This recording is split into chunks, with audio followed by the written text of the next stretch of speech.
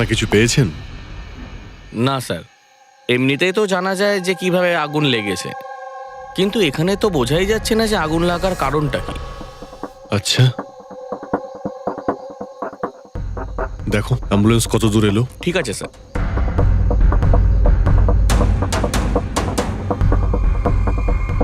খুব বাজেভাবে ঝলসে গেছে। অদ্ভুত ব্যাপার, জানতেই পারা যাচ্ছে না যে আগুনটা কি করে লাগলো।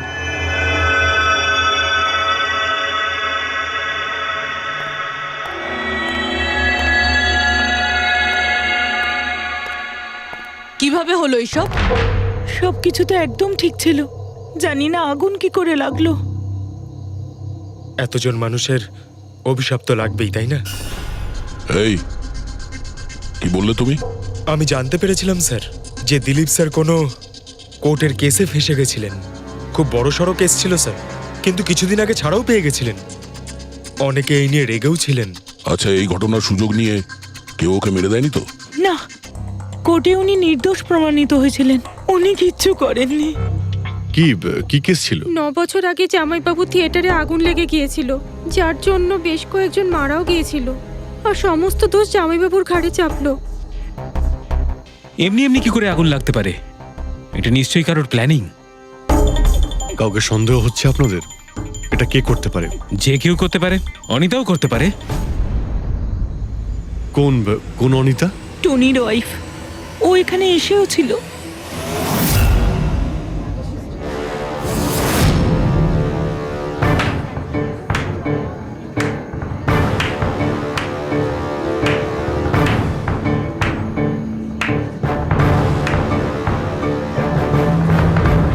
Anita,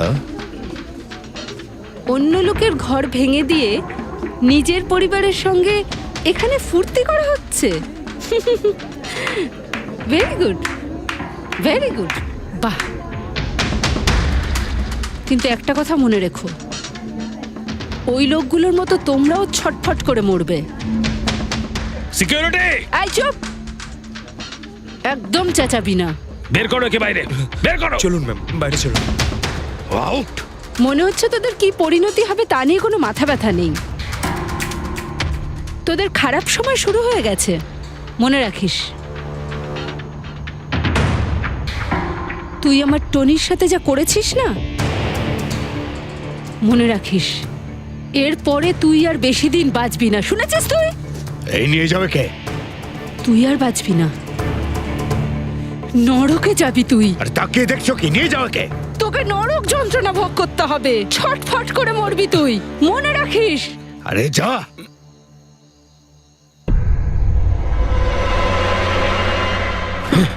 let's enjoy Rohan. আরে ভুলে যাও।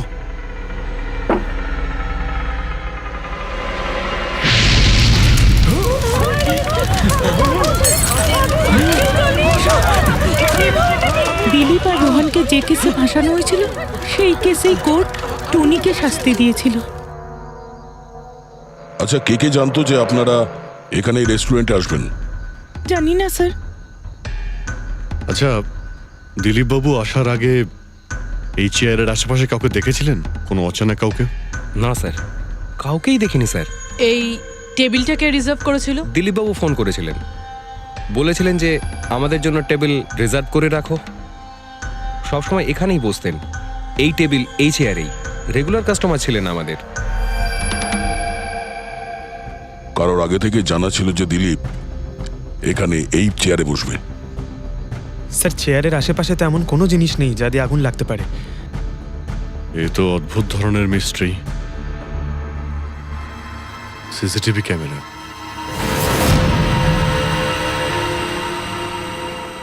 এর ফুটেজ থেকে জানতে পারা যাবে কি হয়েছিল এখানে। ও মাই গড, এসব কিভাবে হলো? কে করতে পারে এসব? ওই করেছে যে দিলীপকে খুন করেছে প্রমাণ লোপাটের জন্য। আর যে কেউ কিভাবে এই মনিটর রুমে চলে এলো? তোমার সিকিউরিটি কোথায়? স্যার, এই রুমে সিকিউরিটির কোনো প্রয়োজনই হয় না। এর আগে এরকম কখনোই হয়নি স্যার। স্যার স্যার আমার মনে হয় না সিসিটিভি ফুটেজ ডিলিট করার মতো সময়ের কাছে ছিল। ও শুধু ভাঙচুর করেছে। যদি আমরা কোনো এক্সপার্টকে ডাকি স্যার, তাহলে সে হয়তো হার্ড ডিস্ক থেকে রিকভার করতে পারবে।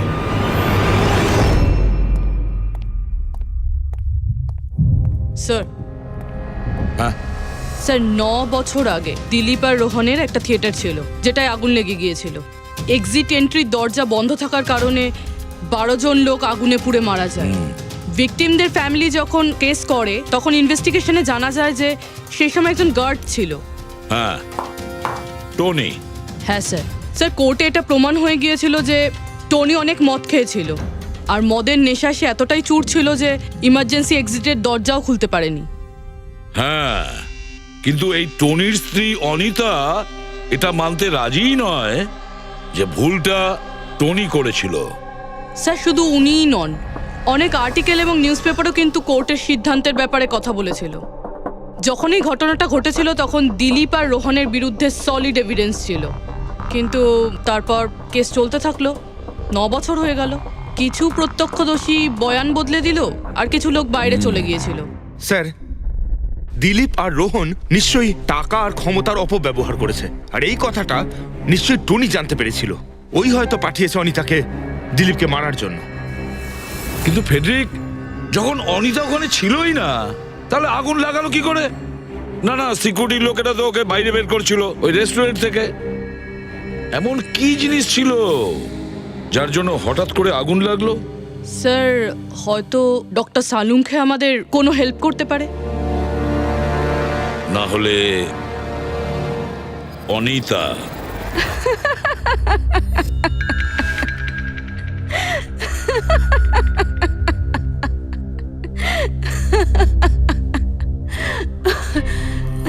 আপনারা তো অবাক হচ্ছেন কেন? আমার হাসি দেখে নাকি দিলীপের মৃত্যুর জন্য? দিলীপের মারা যাওয়াতে এত আনন্দ কিসের? আচ্ছা, আমি খুশি হব না তো আর কে হবে বলুন তো? কালকে রাত্রে রেস্টুরেন্টের থেকে বেরোনোর পর তুমি কোথায় গিয়েছিলে? জেলে আমার স্বামীর সঙ্গে দেখা করতে। ওয়ার্ডেনের কাছে সমস্ত রেকর্ড আছে, আপনারা চাইলে চেক করতে পারেন। সেটা তো আমরা করবই। আর এইটাও যে তুমি ওই আগুনটা লাগালে কিভাবে?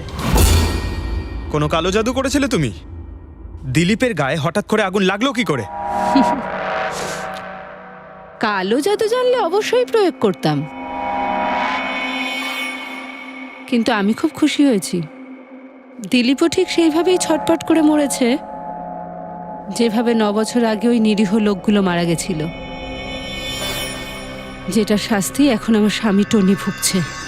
তুমি এইটা কিভাবে বলতে পারো যে টনির কোনো ভুল ছিল না? তুমি তো ওখানে ছিলেই না। আমি ওখানে ছিলাম না, কিন্তু টনি এখানে ছিল। সেদিন ওর শরীর খারাপ ছিল। ওর মালিকদের মানে রোহন আর দিলীপকে বলে তাড়াতাড়ি বাড়ি চলে আসে। আগুন লাগার অনেক আগেই। ভুল ওদের দুজনের ছিল। ওরাই পুরনো দরজা ঠিক করায়নি, যার জন্য ওখানে আগুনে পুড়ে অনেক লোক মারা গেছিল। আমার স্বামীর নয়, ওদের দুজনের দোষ ছিল। তাতে তোমার নিশ্চয়ই খুব রাগ হয়েছিল, ওদেরকে মেরে ফেলারও ইচ্ছে হয়েছিল। 12 জন মারা গেছিল ওখানে। আমার থেকে অনেক বেশি রাগ ওদের পরিবারের লোকেদের হয়েছিল, কিন্তু এখন হয়তো ওরা খুব খুশি দিলীপের মৃত্যুর খবর শুনে। খুব খুশি হয়েছে। ওরা আরো বেশি আনন্দ পাবে যেদিন রোহন পুড়ে মরবে।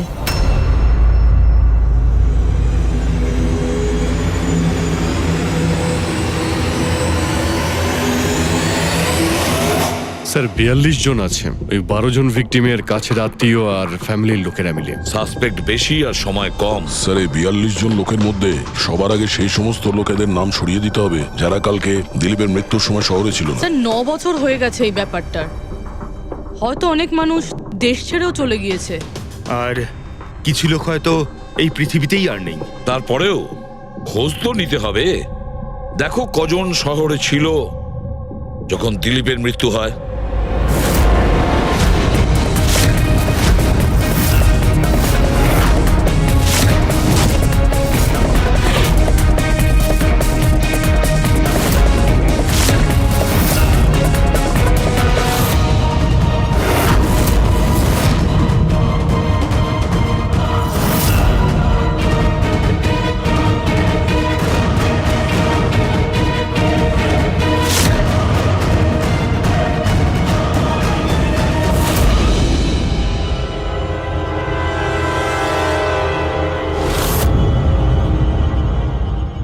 পঙ্কজ, কজন এখানে আছে? 27 জন স্যার, যারা সেই সময় শহরে ছিল, আর ওদের দিলীপকে মারার কারণও ছিল। ঠিক আছে, সবাইকে বিউরোতে ডাকো। দেখা যাক ওরা নির্দোষ হওয়ার। ফিল্ম একাই দেখতে গিয়েছিলেন? সেই দিন আমি বিজি ছিলাম, তাই উনি একাই চলে যান। কালকে রাত্রে কোথায় ছিলে তুমি? স্যার আমি আমার বন্ধুদের সঙ্গে ছিলাম। স্যার আমি পাসপোর্ট অফিসে গেছিলাম। ওই দুজনকে আমি এমনি এমনি ছেড়ে দেবো না। তো কি করেছিলে তুমি? ভেবেছিলাম যে দিলীপের সাথে ফেস টু ফেস দেখা করব, আর ওকে জিজ্ঞেস করব যে তুমি এরকম কেন করলে।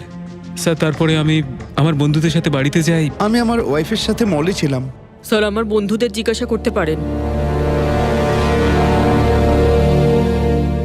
স্যার যদি ওর সাথে আমার দেখা হতো তাহলে ও রেস্টুরেন্টে বেঁচে ফিরতো না। দিলীপ ওর কর্মের শাস্তি পেয়ে গেছে। আমি রেস্টুরেন্ট থেকে জানতে পারলাম যখন যে দিলীপের সাথে কি হয়েছে, তখন মনে শান্তি পেলাম স্যার। আর বাকি থাকলো রোহন, ও তার কর্মের শাস্তি নিশ্চয়ই পাবে। এবার এই 27টা নামের মধ্যে তাদের নামগুলো রেখে দাও যারা ঘুরিয়ে ফিরিয়ে উত্তর দিচ্ছিল, আর যারা নিজেদের উত্তর অনেক আগে থেকেই তৈরি করে রেখেছিল।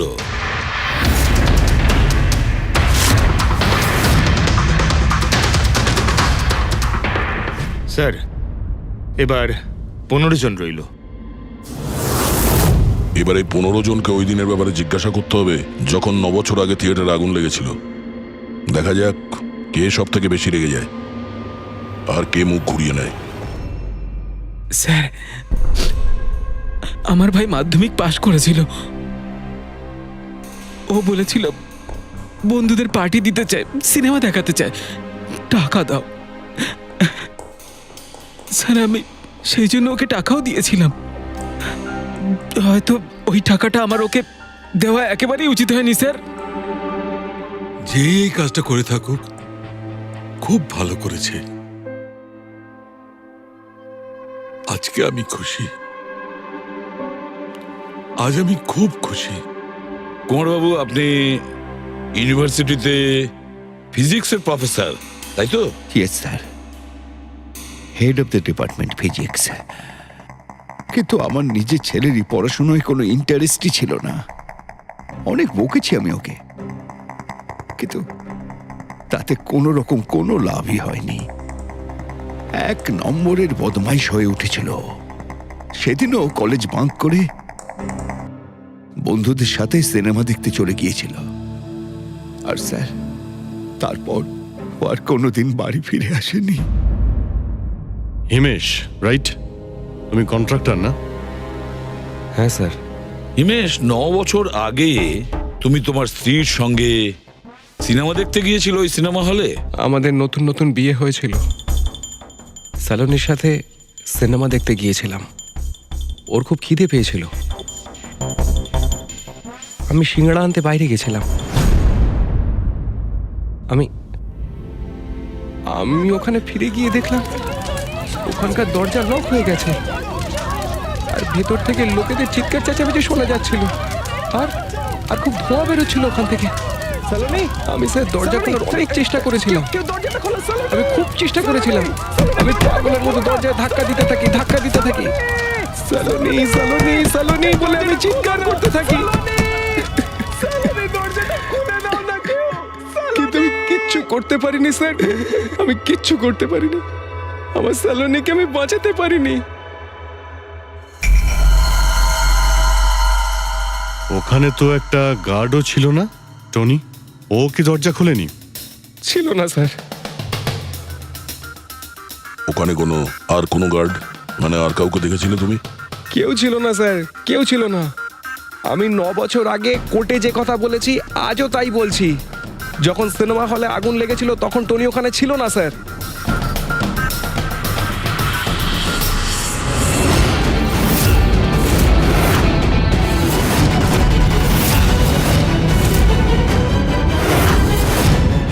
স্যার এই হলো আমাদের 15 জন সাসপেক্ট যারা দিলীপকে খুন করতে পারে।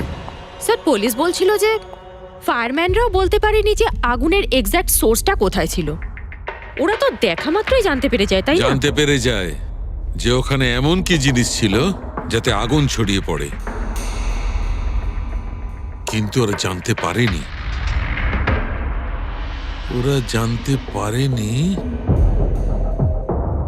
ওরা এই জন্য জানতে পারেনি কারণ ওই জিনিসটার না ছিল কোনো গন্ধ, না ছিল রং। Exactly sir. যদি এটা লিকুইড হতো না তাহলে দিলীপ নিশ্চয়ই বুঝতে পারতো ওই চেয়ারটায় বসা মাত্রই। আর পাউডার থাকলে আমরা টেস্ট করে পেয়ে যেতাম। তার মানে এটা তো গ্যাস। তার মানে হচ্ছে এটা ছিল গ্যাস। গ্যাস?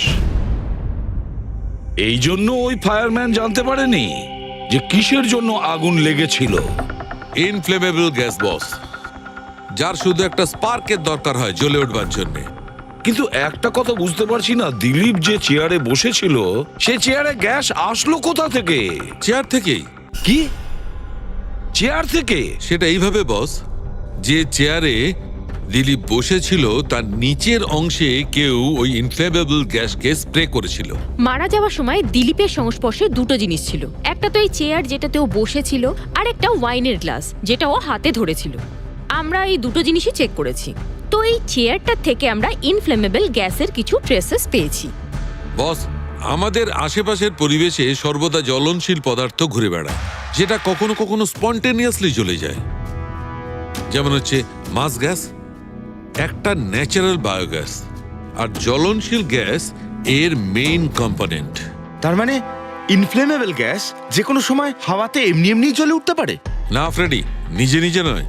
যখন পরিবেশটা খুব বেশি উত্তপ্ত হয়ে ওঠে আর সেটা পরিবেশের অক্সিজেনের সঙ্গে মিশে যায়, তখন একটা সুপার হাই টেম্পারেচার উৎপন্ন হয়, যার কারণে এই আগুন লেগে যায়। কিন্তু ডক্টর সালুখে, ওখানে তো এরকম কোনো হাই টেম্পারেচারের মতো কিছু ছিলই না। এক্স্যাক্টলি, এমন কোনো ডাইরেক্ট সোর্স ছিলই না যাতে তাপ উৎপন্ন হতে পারে। বস, এই জন্যে আমার মনে হচ্ছে খুনি কোনো এক্সট্রা ডিভাইস ব্যবহার করেছিল এই এত বেশি টেম্পারেচার উৎপন্ন করার জন্য। আর এই চেয়ারটা তো রেডিই ছিল, এর তো শুধু একটা স্পার্কের দরকার ছিল। কিন্তু স্যার, এভাবে কেউ হিট কিভাবে উৎপন্ন করবে? হ্যাঁ, করা যেতে পারে তো। যেমন উদাহরণস্বরূপ ম্যাগনিফাইং গ্লাস। ম্যাগনিফাইং গ্লাস দিয়ে সূর্যের রশ্মিকে বিশেষভাবে ফোকাস করে আমরা ছেলেবেলায় কাগজ পড়াতাম।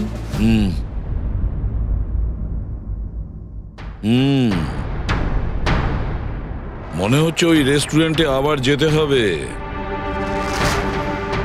খোঁজ নিতে হবে কিসের থেকে আগুনটা লেগেছিল।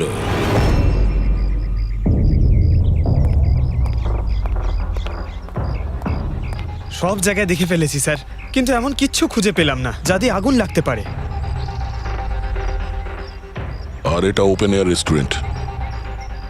যখন খুনি দিলীপের চেয়ারের নিচে ওই ইনফ্লেমেবল গ্যাস স্প্রে করেছিল, কেউ তো দেখেছিল। সেটাই তো, চেয়ারে হঠাৎই আগুন লেগে যায় আর দিলীপ পুড়ে মারা যায়। কেউ কিছু দেখেনি, আর না আমরা কোনো প্রমাণ পাচ্ছি। স্যার, ওই data expert CCTV footage recover করে ফেলেছে, আপনারা দেখতে পারেন স্যার। গুড। দয়া, তুমি গিয়ে দেখো, ততক্ষণ আমি এখানে দেখছি কিছু পাওয়া যায় কিনা। স্যার, দিলীপ আর ওর ফ্যামিলি আসার 15 মিনিট আগের ফুটেজ এটা।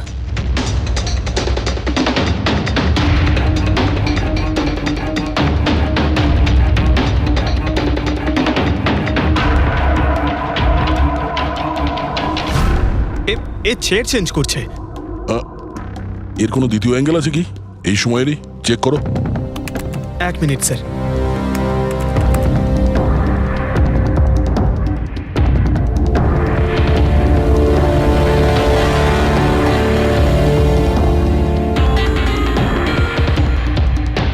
ও চেয়ারটার সঙ্গে কি করছে? গ্যাস স্প্রে করছে নাকি? হ্যাঁ, ও নিজের চেয়ারে গ্যাস স্প্রে করলো, আর ও নিজের চেয়ারের সঙ্গে ওই চেয়ারটা বদলে দিল যেটাই দিলীপ বসতো।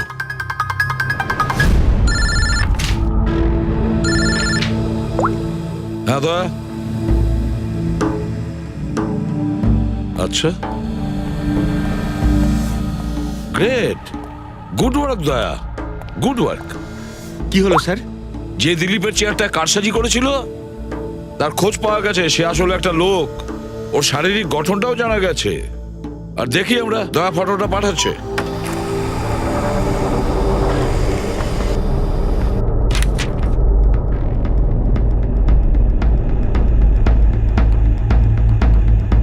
খুনি এই বাকি লোকগুলোর মধ্যেই কেউ একজন,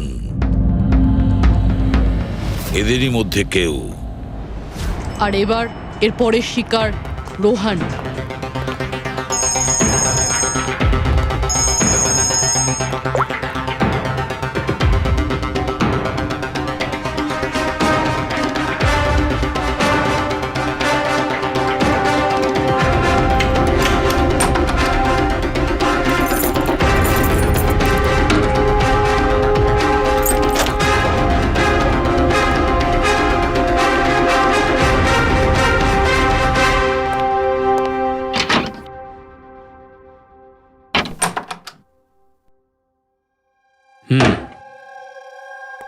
আমার মনে হয় কারোর আমার আর দিলীপের মুক্তিতে অসুবিধা হচ্ছে। আমার প্রাণের ঝুঁকি আছে এখানে। I will talk you later. Bye. Sir, everything is okay. All right, তুমি এখানেই থাকবে আর কাউকে ভেতরে ঢুকতে দেবে না। Be alert. Okay? Okay sir.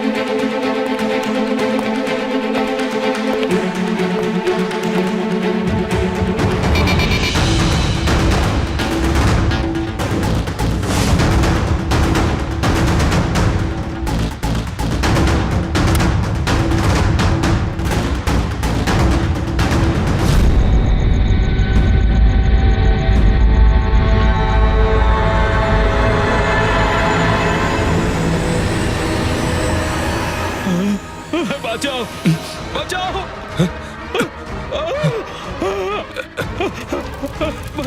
বাঁচাও, বাঁচাও, বাঁচাও ওকে, জল দাও, জল, বাঁচাও, বাঁচাও, বাঁচাও। স্যার, আসি স্যার, স্যার, স্যার এক মিনিট স্যার, স্যার বাঁচাও, স্যার বাঁচাও, জল, জল দাও, স্যার বাঁচাও, বাঁচাও।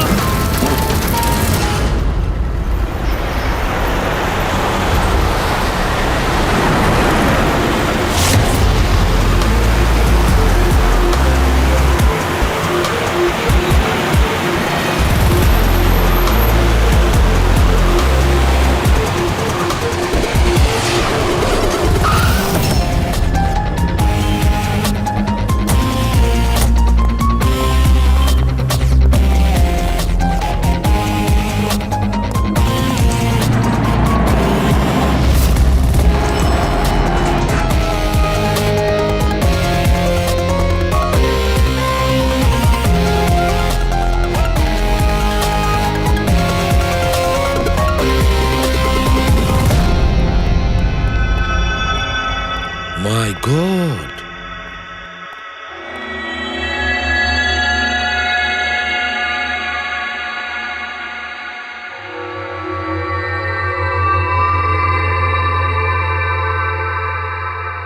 কি হয়েছিল এখানে আর কিভাবে?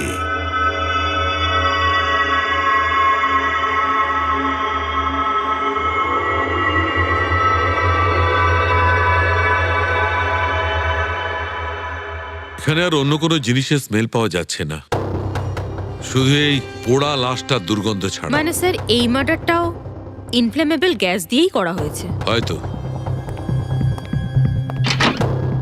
এসব হলো কিভাবে?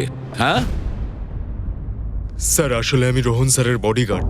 আচ্ছা, তাহলে আপনারা কোথায় ছিলেন যখন এসব হলো? স্যার, রোহন স্যার আমাকে বাইরে পাহারা দিতে বলেছিলেন। তার কিছুক্ষণ পরেই আমি ওনার চিৎকার শুনতে পেয়ে ওনার রুমের দিকে দৌড়ে আসি আর দেখি দরজার চারদিক থেকে ধোঁয়া বেরোচ্ছিল। আমি অন্য চাবি দিয়ে দরজা খুলে ভিতরে যাওয়ার পর দেখলাম যে স্যার ততক্ষণে রোহন স্যার পুড়ে গেছেন। আপনারাও কেউ কিছু জানেন না? অদ্ভুত ব্যাপার, রুমের মধ্যে কোনো সূত্র পাচ্ছি না, শর্ট সার্কিট হয়নি, পর্দাটা ভেতর থেকে বন্ধ, এই উইন্ডোজটা পার্মানেন্টলি ক্লোজড, কেউ বাইরে থেকে ভেতরেও আসতে পারবে না, আর বাইরে থেকে ভেতরে কোনো ভিউও নেই, কেউ দেখতেও পাবে না। তাহলে লোকটা মরলো কিভাবে? এটার থেকে আগুন লেগেছে বস।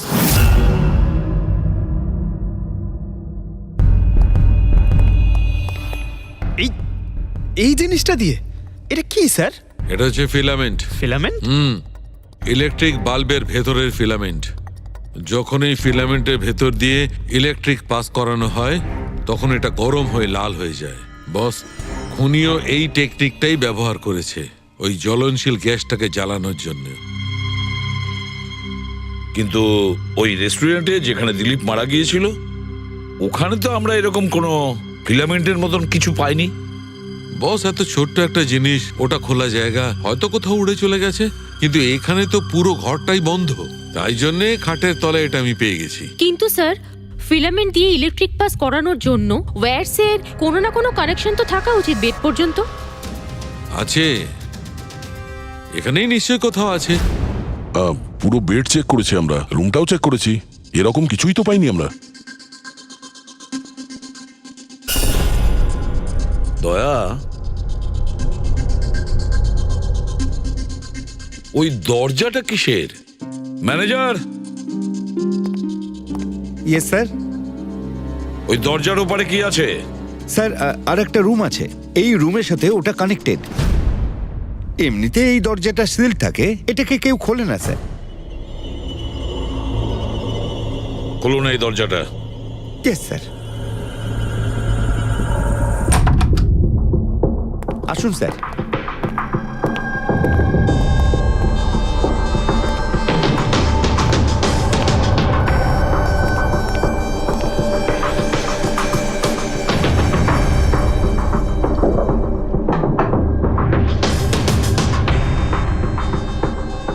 আচ্ছা ম্যানেজার বাবু, কার রুম এটা? কে থাকে এই রুমটাতে? কোনো একজন গেস্ট স্যার, ডিটেলস চেক করতে হবে। দেখুন।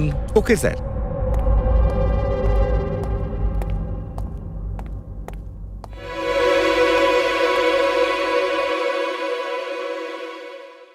স্যার, ওখানে ওই রুমের মধ্যে যা হয়েছে স্যার, সব এই রুম থেকেই করা হয়েছে স্যার।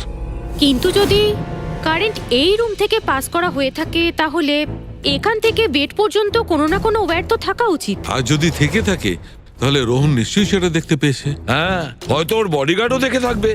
ডাকো তো ওর বডিগার্ডকে। আপনি এদিকে আসুন।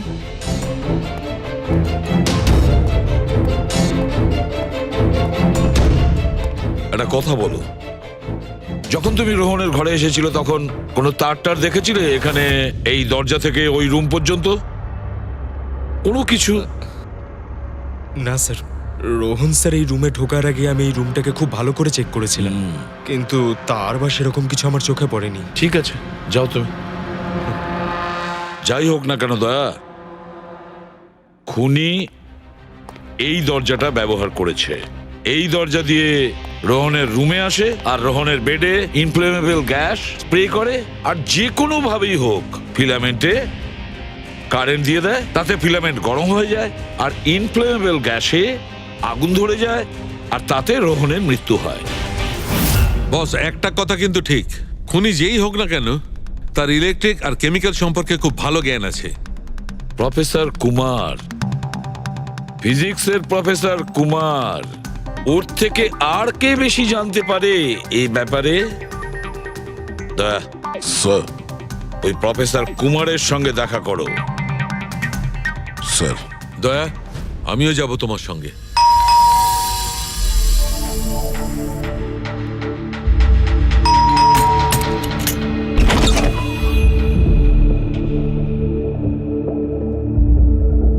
প্রফেসর কুমার আছেন বাড়িতে?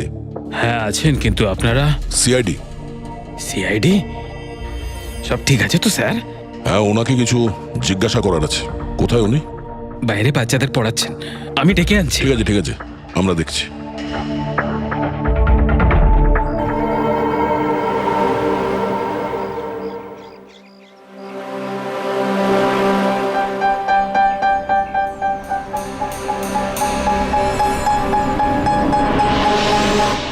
মিস্টার কুমার, আপনার কাছে আমাদের কিছু জিজ্ঞাসাবাদ আছে।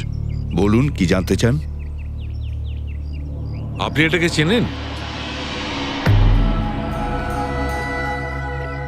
এটা তো ফিলামেন্ট। গুড, ঠিক চিনেছেন আপনি। আপনি জানেন আমরা এই ফিলামেন্টটা কোথা থেকে পেয়েছি? সেটা তো আপনারাই বলতে পারবেন কোথা থেকে পেয়েছেন। রোহনের বিছানার নিচে। কাল রাত্রে রোহন ওই বিছানাতেই পুড়ে মারা গেছে। হোয়াট? রোহনও মারা গেছে? কাল রাত্রে আপনি কোথায় ছিলেন? রাত 9টা থেকে ভোর 3টে পর্যন্ত। আপনারা আমাকে সন্দেহ করছেন? এটা আমাদের প্রশ্নের উত্তর হলো না মিস্টার কুমার। কাল আমি সারা দিন আর সারা রাত্রি বাড়িতেই ছিলাম। কোনো প্রমাণ? আগে আমার কাজের লোক রামু আর বিকাশ, প্লিজ কাম হিয়ার।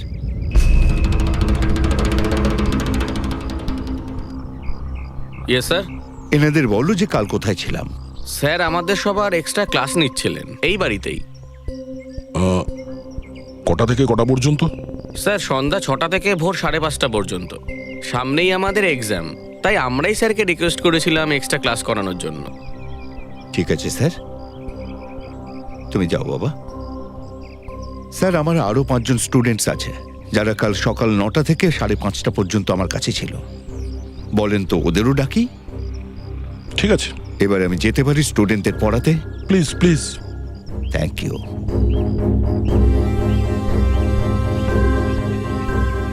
হ্যাঁ, তাহলে আমি যেটা বলছিলাম যে শোল্ডারিং ওয়্যার ছাড়াও আমরা মাদারবোর্ড ফিক্সড করতে পারি with the help of adhesive conductor.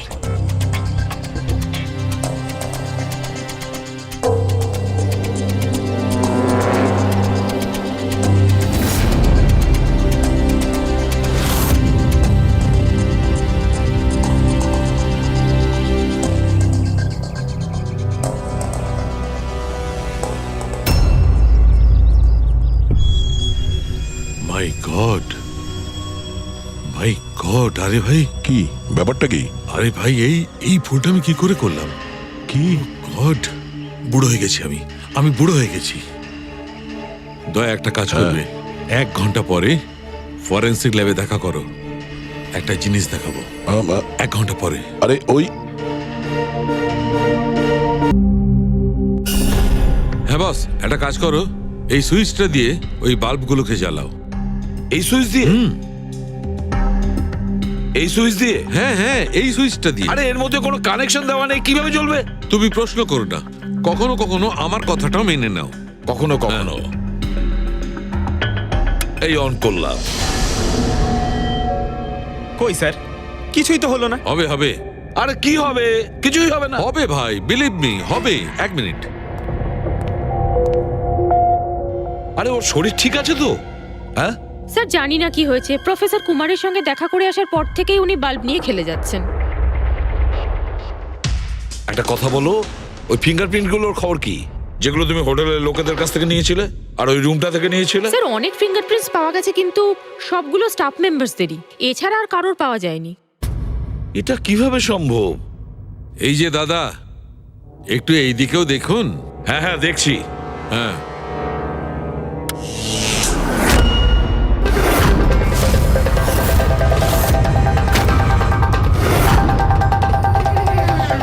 আরে স্যার, স্যার এই বাল্বগুলো জ্বললো কিভাবে? এ কি কাণ্ড করলেন ডক্টর সালুকে? কোনো তার ছাড়াই আপনি সবকটা বাল্ব জ্বালিয়ে দিলেন। কিন্তু ডক্টর সালুকে, এটা আপনি করলেন কিভাবে? এটা ঠিক তেমন ভাবেই হয়েছে ফ্রেডি, যেমন ভাবে খুনি করেছিল। ওই দিলীপের চেয়ারটাতে আর রোহনের বেডে। ম্যাজিশিয়ান সালুকে, এবার পরিষ্কার করে বলুন আপনি সব করলেন কিভাবে? কারেন্ট কি হাওয়া থেকে আসলো? হাওয়া থেকে আসেনি বস, তাহলে? কারেন্ট এসেছে ইলেকট্রিক পেইন্টের সাহায্যে।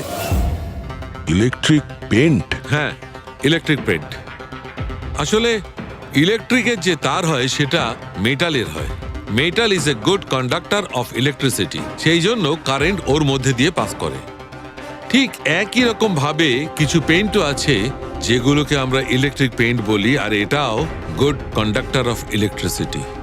এর মধ্যে দিয়েও ইলেকট্রিসিটি পাস করতে পারে। অদ্ভুত ব্যাপার হলো এটা যে কোনো কালারের সঙ্গে মিশে যায়, যেটা খুব সহজে যে কোনো ব্যাকগ্রাউন্ডে মার্জ হতে পারে। ও, এই কারণেই আমরা হোটেলের রুমে আর রেস্টুরেন্টে কিছু দেখতে পাইনি স্যার। এক্স্যাক্টলি দয়া। খুনি আসলে হোটেলের রুমের আর রেস্টুরেন্টের ফ্লোরের দুটোর কালার এই কালারের সঙ্গে ম্যাচ করেছে, এই জন্য আমরা দেখতে পাইনি। তার মানে ইলেকট্রিক কারেন্ট, এই ইলেকট্রিক পেন্ট, এটা কি খুব সহজেই পাওয়া যায়? হ্যাঁ, পাওয়া যায়। আসলে এটা ইলেকট্রিক সোল্ডারিং আর রিপেয়ারিং এর কাজে লাগে। আর এটা সবচেয়ে বড় বিশেষত্ব হলো যে এটা সাধারণত খালি চোখে এটা দেখা যায় না, শুধুমাত্র ইনফ্রারেড লাইটেই এটা দেখা যায়। আমি দেখাচ্ছি।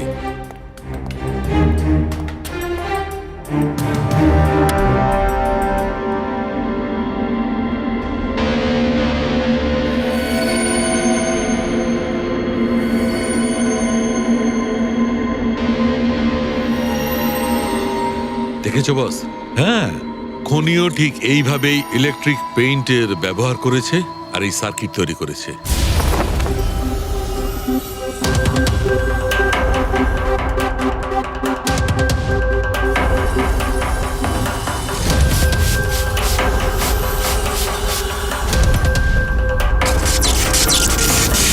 একটা কথা তো নিশ্চিত, এ যেই হোক না কেন তার এ সমস্ত ব্যাপারে খুব ভালো জ্ঞান আছে। কিন্তু স্যার, এদের মধ্যে খুনিকে ওই প্রফেসরের সঙ্গে তো কথা বলে নিয়েছি স্যার, ও তো না, এই বংশী।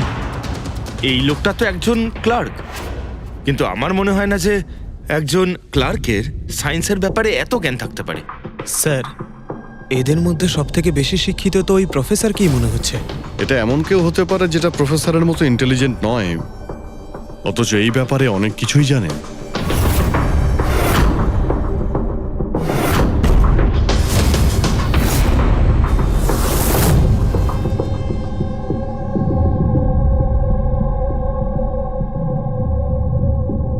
সেই লোকটা অভিজিৎ, এই লোকটাই সে। মনে পড়ছে কি বলেছিল আমাদের, যে ও কি কাজ করে?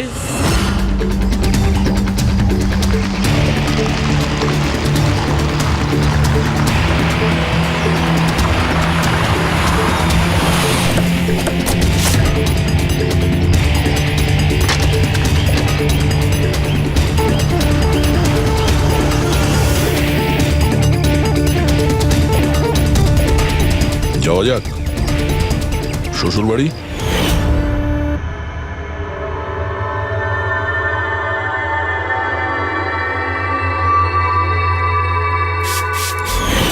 দিলীপ আর রোহনের উপর কেস হয়েছিল, কিন্তু আমি জানতাম ওরা টাকা আর পাওয়ারের জোরে ছাড়া পেয়ে যাবে। কিন্তু ওদের কাছে টাকা থাকলে আমার কাছে ছিল বুদ্ধি। অনেক মাস ধরে ওদের আমি ফলো করেছি, ওরা কোথায় যাচ্ছে, কি করছে, কার সাথে দেখা করছে, সবকিছু। আর শেষ পর্যন্ত ওদের দুজনকে মারার উপায় আমি পেয়েই যাই, ইলেকট্রিক পেন্ট আর সার্কিটের মাধ্যমে। এই দুটো জিনিসের বিষয়ে আমি খুব ভালো করে জানতাম। ব্যাস, দিয়ে দিলাম দুজনকে শাস্তি। দুজনকে মেরে ফেলেছি জ্যান্ত পুড়িয়ে, যেভাবে ওরা আমার সালোনিকে মেরেছিল। হিমেশ, তোমার স্ত্রীর সঙ্গে যা কিছু হয়েছে সেটার জন্য আমরা সবাই দুঃখিত, কিন্তু দিলীপ আর রোহনকে মেরে তুমি কি পেলে? তুমি কি ফিরে পেলে তোমার স্ত্রীকে? প্রতিশোধের আগুনে পুড়ে তুমি দুজনকে মারলে। আইন তোমাকে কোনোদিন ক্ষমা করবে না, কঠোর থেকে কঠোরতম শাস্তি হবে তোমার।